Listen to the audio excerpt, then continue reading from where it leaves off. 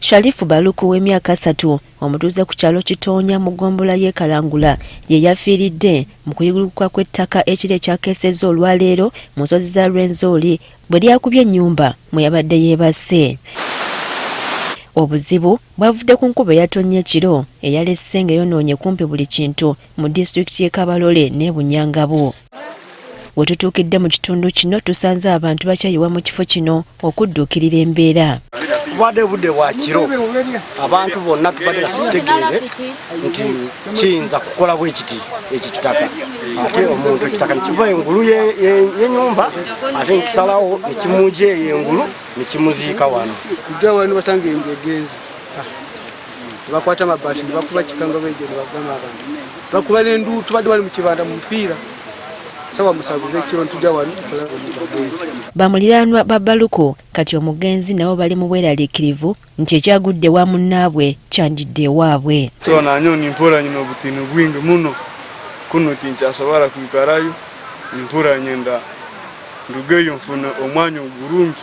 Abakulembeze b'ekitundu kino baliko ye basabye gavumenti okubayambako n'okulabula abantu abawangalira mu bitundu eby'obulabe. Na muno central government hamwe n'ebitongole ebirugabo obuyambi bisobole kwijja kuonyala abantu beitu abantu abambeke balira amaloni nti obwararora haroho riski rundiki haro kwerarikira enzu yano rorera habutentebeke hakirikiro kino watarara munju omu obanzo yehuguleho. Entinde ezimu naddala olw'Enyakatere ku luguudo oluva e Bukuuku okudda e Lubona mu disitulikiti y'e Kabalole lwayonooneddwa ko n'olutindo lwa Peripa olugatta tawuni kanso y'e Buheesi ku Lubona mu disitulikiti y'e Bunyangabo. Luguudo lwona lusisikaire amaizi gasenda saazi ntitwine n'otukuraba ntwenda abantu batuyambe gavumenti ntwenda kale nwe tuyambe. Abakulembeze mu kitundu baliko yeboogedde ku mbeera eno ne basaba gavumenti okubadduukirira. Hati olutindo nkoro olukoto obu okurukora kurungi okutongera kutazwara amaizi nirumaraho sente zikuringura biliyoni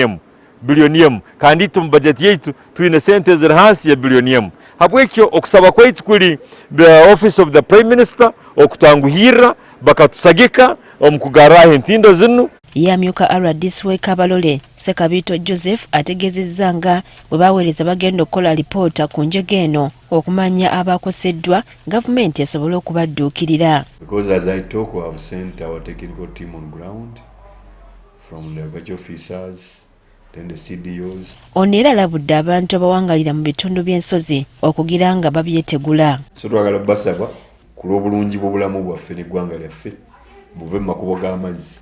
Era njagala okubategeeza olunaku olw'enkya tugenda kuba nammwe twongere okubaganya ebirowoozo mutuwabule gwamumanyi nnyo ekitundu naffe tubawabule. Ebitundu by'ensozi bino bize bitawaanyizibwa okuyiguluka kw'ettaka nga n'ejje buvuddeko mu Gwokutaano omwaka guno abantu 4 be baafiira mu njega ekikulu eno mu disitulikiti y'e Bunyangabo.